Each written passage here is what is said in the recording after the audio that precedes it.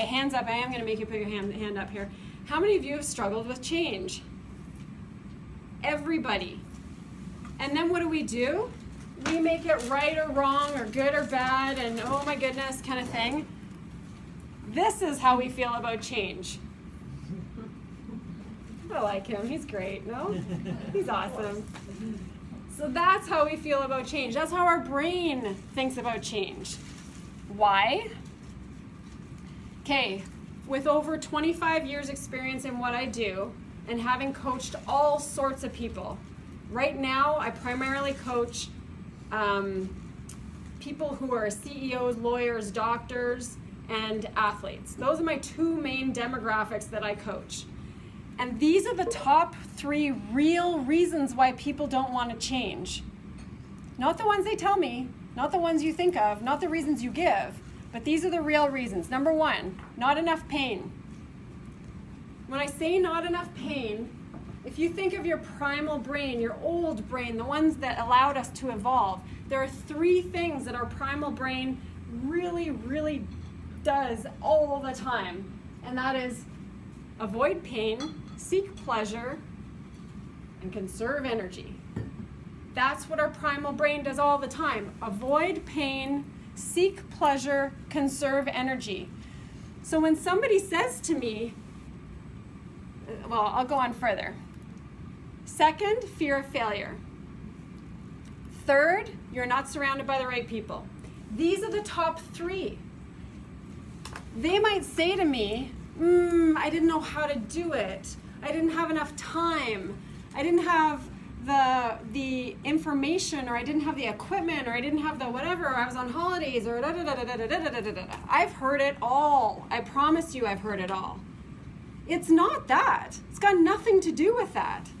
What it fundamentally comes down to when it comes to change is that whatever you don't like, look at the thing on your paper. Look at the thing on your paper. It didn't get bad enough yet. Whatever it is, whether it's marital problems, whether it's a health thing, whether it's whatever it is, I don't care, whatever it is. I do care. You can tell I care. I'm pretty passionate about this. But whatever it is, it didn't get bad enough. Do you feel me? It didn't get bad enough.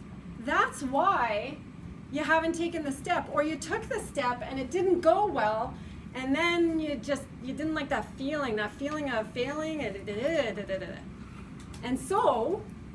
And then some of the people, they didn't mind that you didn't make it in that change because they wanted you to stay exactly the way you are right now. You feel that one too? People want you to stay the way they are because they like that. That makes them comfortable. That has them conserve energy and not have pain. So it is not these things. It is almost never these things. Because I promise you, you have the answers. You know the stuff.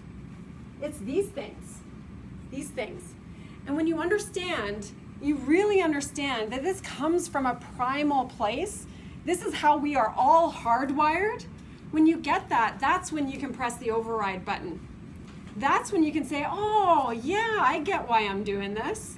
It's because it's not uncomfortable enough yet. Even though I don't like this thing in my life, I really don't like it the way it is like this, but I'm just not uncomfortable enough. I don't have enough pain yet. Or, oh, I get why I didn't try again. I didn't try again because I didn't like that feeling of failure. I get it. Once you understand these critical things, you can press the override button on that primal brain. You get that?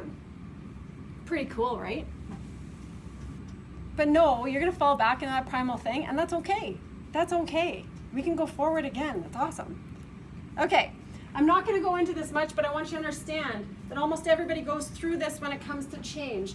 And these are the 6 stages of change. Some people call them the 5 stages of change.